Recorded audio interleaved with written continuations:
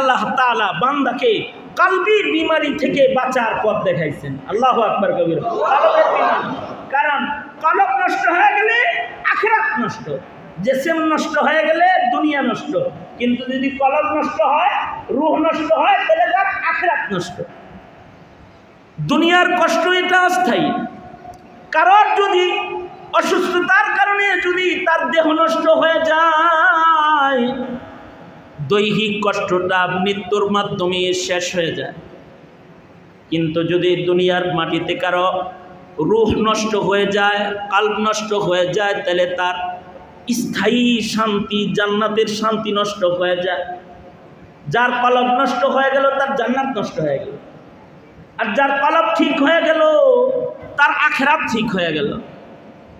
তাহলে দুনিয়ার জিসমানি হালাত ঠিক করার চাইতেও আহমিয়াত হলো কলব ঠিক করার আহমিয়াত বেশি। কারণ হলো কলবের পরিচ্ছন্নতা তার স্থায়ী সুখ আনবে, আর কলবের অপরিচ্ছন্নতা তার স্থায়ী দুঃখ আনবে। এ কারণে 3 গুণ বইলা তারপরে বান্দাকে বলতেছে আল্লাযী ইউওয়াসবিসু ফি সুদুরিন নাস মিনাল জিন্নাতি ওয়ান নাস। গুণ বলতেছে 3টা, আর রোগ মুক্তির আয়োজন হলো মাত্র একটা, কলবি রোগ মুক্তির আয়োজন এই সূরার ভেতরে। আর ওখানে হইল গুণ হইল রব্বিল ফালাক, একটা ফালাকের রবের কাছে আশ্রয় কামনা করো। ফালাকের রব যিনি আল্লাহ, তার কাছে আশ্রয় কামনা করো। গুণ হইল এখানে একটা, কিন্তু রোগ মুক্তি হলো, ক্ষতির থেকে বাঁচার আয়োজন হলো ত্রিমুখী ক্ষতির থেকে বাঁচার আয়োজন। একটা সিফাত বইলা ত্রিমুখী আক্রমণ থেকে দেহকে বাঁচানোর আয়োজন সূরা ফালাক, আর 3টা গুণ বইলা একটা ক্ষতির থেকে বাঁচানোর আয়োজন সূরা নাস। কুল আউযু বিরাব্বিন নাস, সকল মানুষের রবের বন্ধু আপনি বলুন আমি আশ্রয় চাই যিনি সকল মানুষের রব, তার কাছে আশ্রয় কামনা করি, যিনি সব মানুষের পালনেওয়ালা।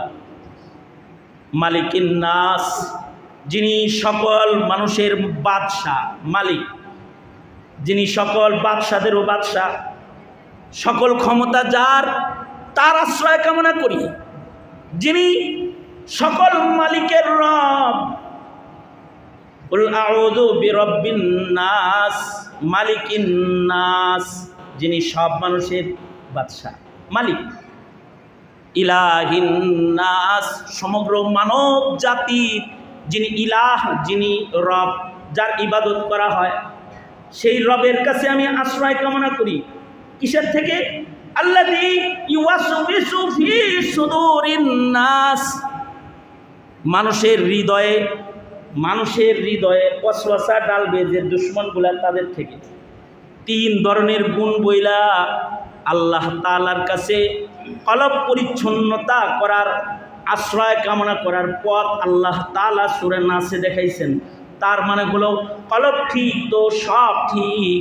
আলা ইন্না ফিল জাসাদি লামুদগা ইদা সালুহাত সালুহাল জাসাদু কুল্লু ওয়া ইদা ফাসাদাত ফাসাদাল জাসাদু কুল্লু আলা ওয়া হিয়াল কলবু। আল্লাহ রাসূল বলেন মানব দেহের ভিতরে একটা গোশতের টুকরা আছে, যেই গোশতের টুকরাটা এইটা যদি ভালো হয় দেহের সব অঙ্গ ভালো হয়, আর যদি এই গোশতের টুকরাটা খারাপ হয় তাহলে কলবের আসার গোটা দেহের উপরে পড়ে। কলব ভালো তো চোখ ভালো, কলব ভালো তো কান ভালো, কলব ভালো তো দিল ভালো, তো কলব এটা ভালো তো হাত ভালো, কলব ভালো তো পা ভালো, কলব ভালো তো তার গোটা অঙ্গ প্রত্যঙ্গ সব ভালো। আর যদি কলব কারোর খারাপ হয় তাহলে সব খারাপ হয়ে যায়। আর কারোর যদি কলব খারাপ হয় তাহলে সে নিকৃষ্ট, তাকে দোজখের আগুনে নিক্ষিপ্ত হইতে হবে। কলবি নাপাক নিয়া আল্লাহর জান্নাতে প্রবেশ করা সম্ভব নয়।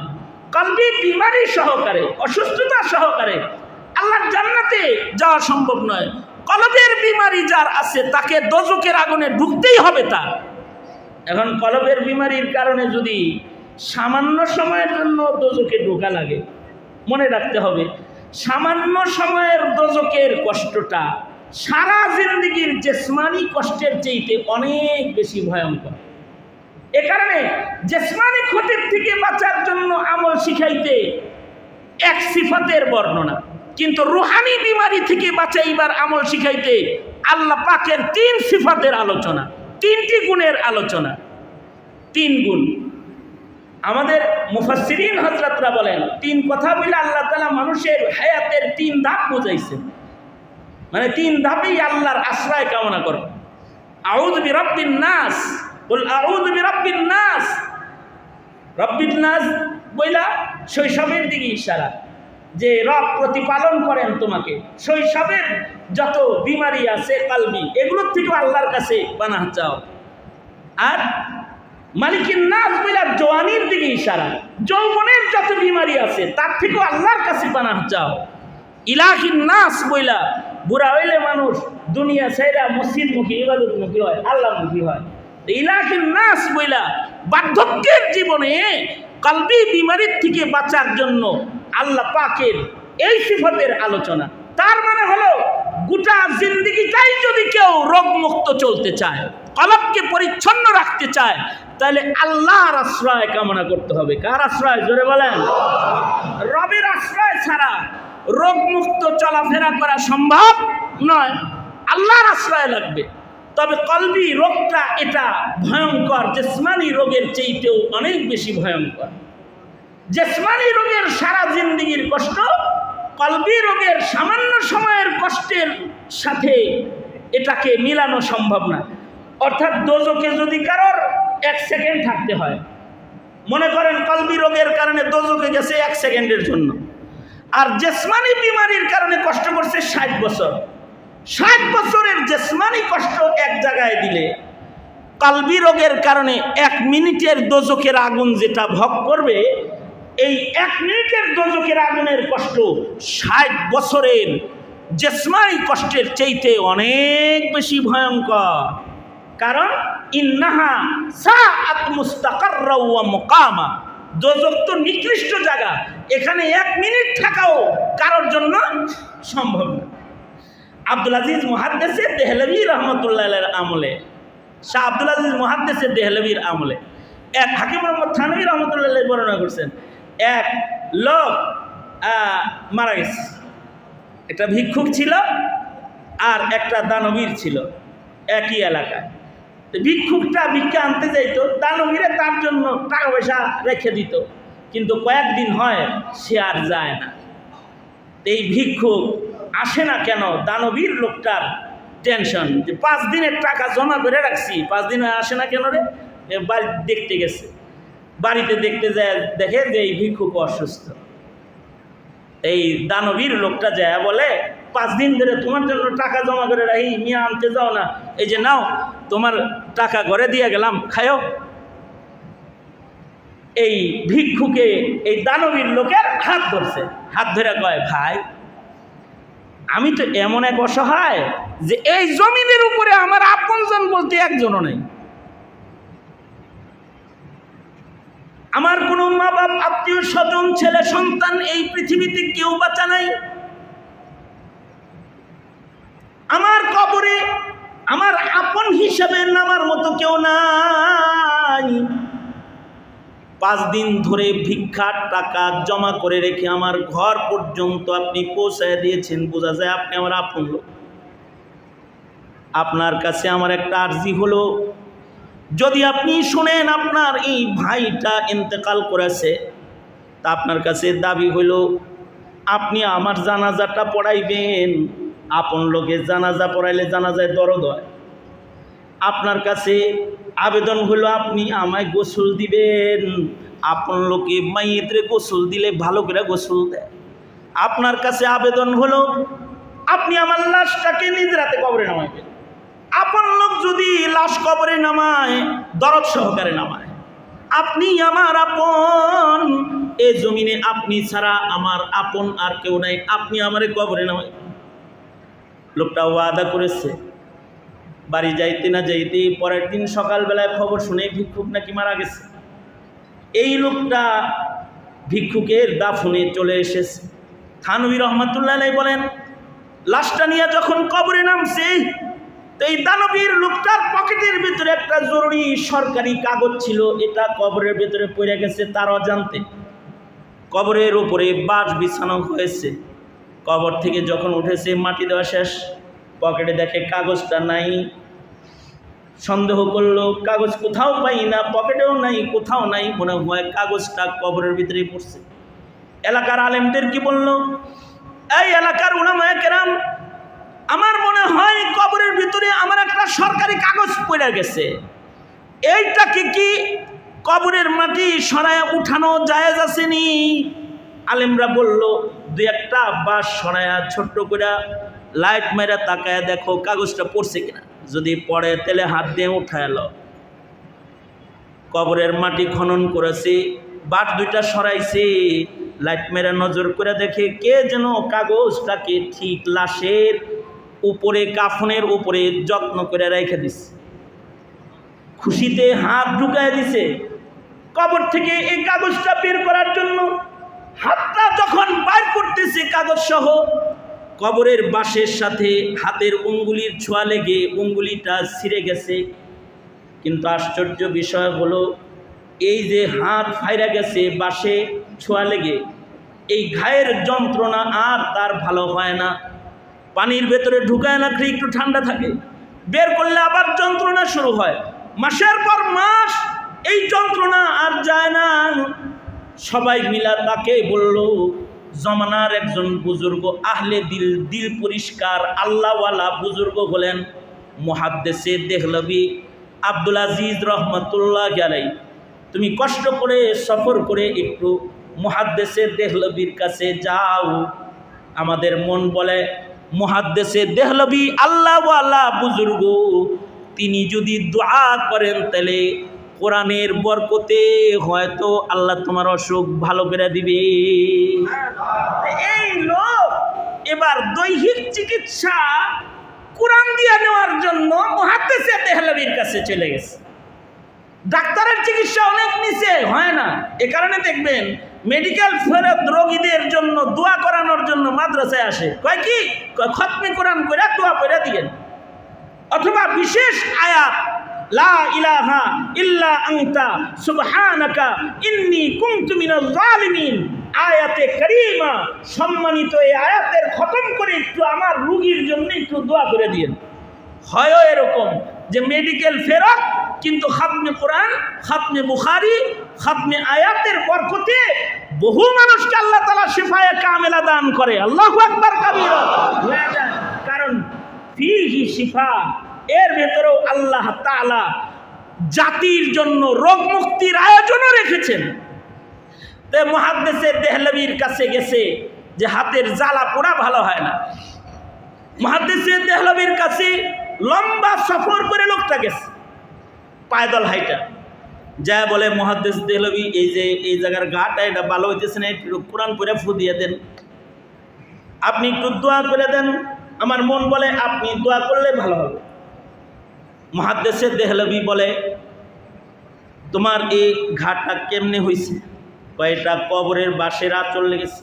আমি একটা মাইয়িতরে কবরে নামাইছিলাম, আমার একটা জরুরি কাগজ কবরে পড়ে গেছিল, উঠাইতে যাইয়া আমার হাতের ভেতরে আঁচল লেগেছে। মুহাদ্দিসে দেহলভী বলে, তোমরা কবর খনন করার পূর্বে হয়তো ওই মাইয়িতের কবরের মধ্যে জাহান্নামের আযাবের অংশ হইতেছিল। এই কবরের ভেতরে যে আযাবটা হইতেছিল, এই আযাবের একটা আসর বাঁশে লেগেছে, আর বাঁশের সাথে তোমার হাত লেগে কবরের আযাবের দোজকের আসরটা তোমার হাতে লেগেছে।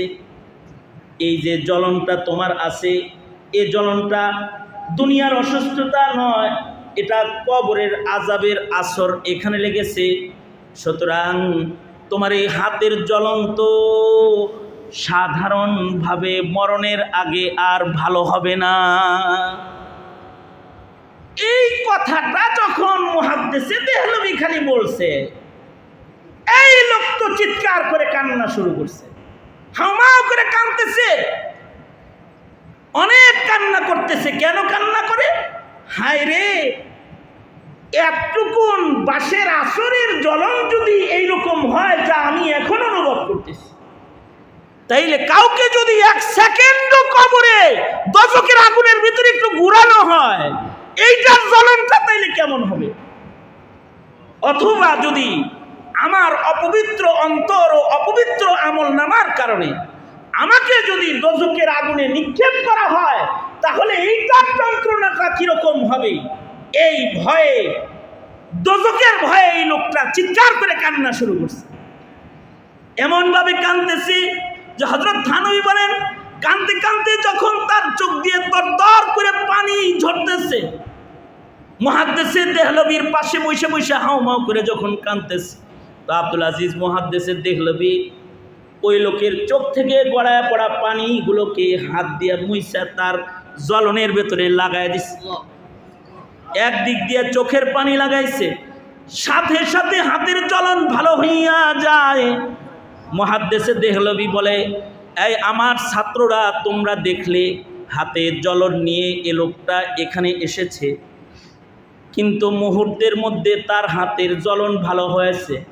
তার হাতের জ্বলন এটা ভালো হওয়া, এইটা তোমরা কিন্তু আমি মুহাদ্দিসে দেহলভীর কারামত মনে কইরো না, এটা আমার কারামত নয়, এটা খোদা ভীতু হৃদয়ওয়ালা কালবওয়ালা মুত্তাকি বান্দার চোখের পানির কারামত। সে যে দোজখের ভয়ে দিলের ভেতরে তাকওয়া লইয়া, পাক দিল লয়ে যে কাঁদছে, এ পাক দিল তাকওয়া ভরা দিলের চোখের পানি যখন গড়ায়া পড়ছে, এই চোখের পানির পাওয়ার তো এত বেশি, এ চোখের পানি দোজখের আগুনকে নিভায়া ফেলার ক্ষমতা রাখে। কারণ হাদিসে আছে, মুত্তাকি বান্দার চোখের পানি যদি দোজখের আগুনের মধ্যে ছিটায় দেওয়া হয় তো দোজখ নিভে যাবে, দোজখের দিকে ফিকে মারলে দোজখ পেছনে চলে যাবে। চোখের পানির বড় পাওয়ার, এই পাওয়ারওয়ালা চোখের পানি কিন্তু ভালো দেহের মানুষের হৃদয়, ভালো দেহের মানুষের চোখ দিয়া বাইর হয় না। এই পাওয়ারওয়ালা চোখের পানি কিন্তু সুন্দর চামড়ার মানুষের চোখ দিয়া বাইর হয় না। এমন পাওয়ারওয়ালা চোখের পানি কিন্তু অনেক ধনের মালিক মানুষের চোখ দিয়া বাইর হয় না। এই পাওয়ারওয়ালা চোখের পানিটা তাদের চোখ দিয়া বাইর হয় যাদের কলবে সালিম, যাদের হৃদয়টা রোগমুক্ত হৃদয়, যাদের হৃদয়ের ভেতরে কোনো অসুখ নাই। তারা শয়তানের ওয়াসওয়াসা থেকে নিজের দিলকে বাঁচাইছে। যে শয়তান ধোঁকা দিয়ে ভাগ্যে যায়, বারবার যে শয়তানটা ভেগে যায় ধোঁকা দিয়ে দিয়ে, শয়তান, এ শয়তানের ওয়াসওয়াসা থেকে দিলকে তারা বাঁচাইছে। আর তারা মানুষ শয়তানের ধোঁকা থেকেও নিজের কলবকে বাঁচায়, যারা নিজের হৃদয়টাকে স্বচ্ছ রেখেছে, তাকওয়া ভরা দিল বানাইছে, এমন মুত্তাকি বান্দার চোখের পানি হাতের জ্বলন নয়, এমন মুত্তাকি বান্দার চোখের পানি দোজখের আগুন নিভায়া ফেলায়। কলবে সালিম হইতে হবে, সুন্দর দিলওয়ালা মানুষ হইতে হবে। আর এই সুন্দর দিল বানাইতে শুধু নিজের চেষ্টা না, শয়তানও, জিন শয়তানও, মানুষ শয়তানের সকল অপচেষ্টার থেকে কলবে সালিম করার মেহনতে যে সূরার আশ্রয়ে, আল্লাহর আশ্রয় কামনা করতে হয়, সেই সূরাটাই হলো সূরা নাস। এই সূরা নাসের মাধ্যমে মানুষ শয়তান ও জিন শয়তানের আক্রমণ থেকে, রুহানি বিমারি থেকে বাঁচার জন্য মানুষ আল্লাহর আশ্রয় কামনা করবে। এই কারণেই এই কোরআনে কারীমের শেষ ভাগের এই সূরাগুলো, সূরা ইখলাস, সূরা ফালাক, সূরা নাস, এগুলো অধিক পঠিত সূরা, যা প্রতি নামাজের পরেই আমল করা হয়। প্রতি নামাজের পরে একবার সূরা ইখলাস, একবার সূরা ফালাক, একবার সূরা নাস, অনিষ্টতার থেকে বাঁচার জন্যে। ফজরের নামাজের পরে 3 বার সূরা ইখলাস, 3 বার সূরা ফালাক, 3 বার সূরা নাস। মাগরিবের নামাজের পরে 3 বার সূরা ইখলাস, 3 বার সূরা ফালাক, 3 বার সূরা নাস। যদি কেউ পড়ে তো তার দিনটা নিরাপদ হয়ে যাবে, যদি সন্ধ্যায় পড়ে তো রাতটা নিরাপদ হয়ে যাবে। আল্লাহু আকবার কাবীরা, রাত নিরাপদ হয়ে যাবে। কারণ এর ভেতরে রাতের অনিষ্টতার থেকে বাঁচার দোয়াও আছে, দুশ্মনের অনিষ্টতার থেকে বাঁচার দোয়াও আছে, ধোঁকা দিয়ে বারবার ভেঙে যাওয়া শয়তানের ধোঁকার থেকে বাঁচার আয়োজনও এই সূরার ভেতরে আছে। আল্লাহর রাসূল সাল্লাল্লাহু আলাইহি ওয়াসাল্লামের উপরে একসাথে এই মুআউযাতাইন এটা নাজিল হয়ে গেল। আল্লাহর রাসূল সাল্লাল্লাহু আলাইহি ওয়াসাল্লাম একটা একটা করে গিট খুললেন আর একটা একটা করে আয়াত পড়লেন, নবীজি সুস্থ হয়ে গেলেন। আপনারা বাচ্চারা যদি কান্নাকাটি করে তাহলে বুজুর্গরা কয় সূরা ফালাক নাস পড়ে ফু দিও। আপনারা যে আমাদের কাছে আপনাদের বাচ্চা কাচ্চা লয়ে যান যে কান দেখালি, ওই যে কুল আউযু বিরাব্বিন নাস, শৈশবের যন্ত্রণার থেকে বাঁচার আয়োজনের জন্য এই সিফতের আলোচনা আছে। আমরা করি কি সূরা ফাতিহা, সূরা ফালাক, সূরা নাস পড়া তেলে পানিতে ফু দিয়া দিই, এটা ব্যবহার করা হুজুর খুব ভালো, ওই তেলটা ফুরায় গেছে গা, কয়েকদিন ভালো ছিল, এখন আবার যন্ত্রণা শুরু হয়েছে, আবার ফু দিয়ে দেন। আবার ফুজে দিছে হুজুর কি আসমান থেকে অন্য কোনো ওষুধ নাজিল করছে নাকি? এই পুরান জিনিস দিয়েই ফু দিছে। তাহলে এর চাইতে ভালো হলো নিজের ছেলে মেয়েরে কমাস কমই সূরাগুলার তিলাওয়াত, বিশুদ্ধ তিলাওয়াত শিখায় দেন। সে নিজে প্রতি নামাজের পরে পরে আমল করতে পারবে, সকালে আমল করতে পারবে, সন্ধ্যায় আমল করতে পারবে। কোরআনে কারীম তো আল্লাহ তাআলা আমাদেরকে আমল করার জন্যই দান করেছেন।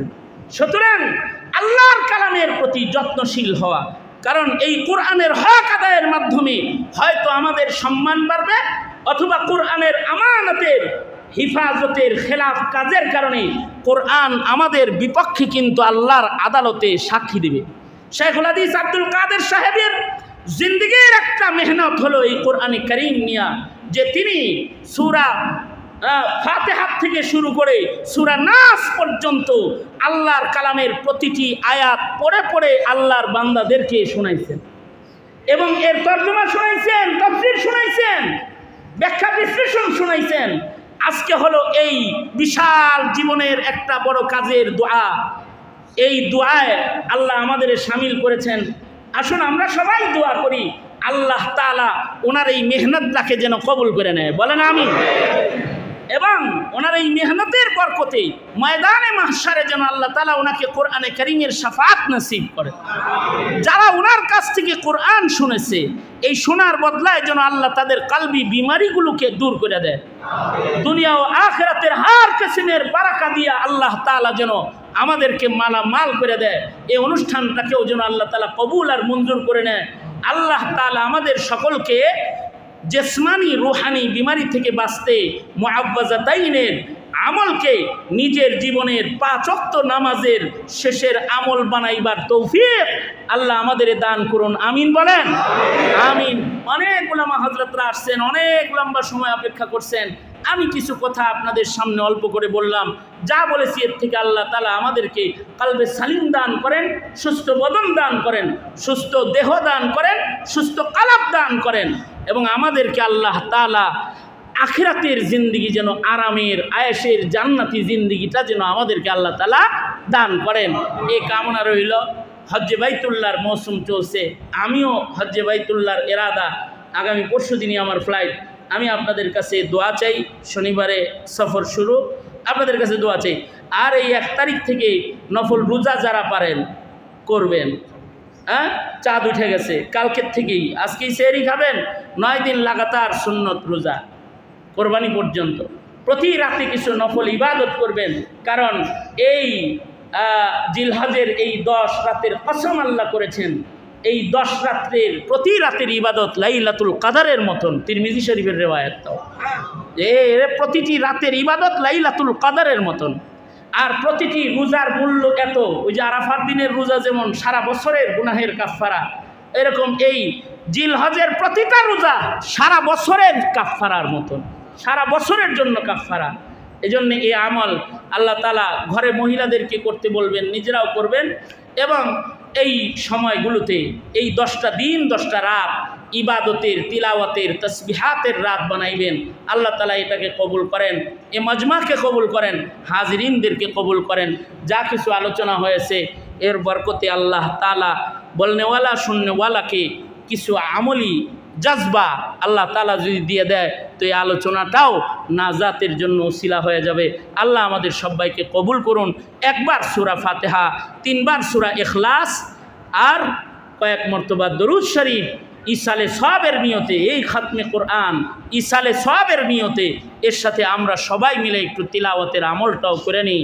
পড়ুন আমার সাথে, আউযু বিল্লাহি মিনাশ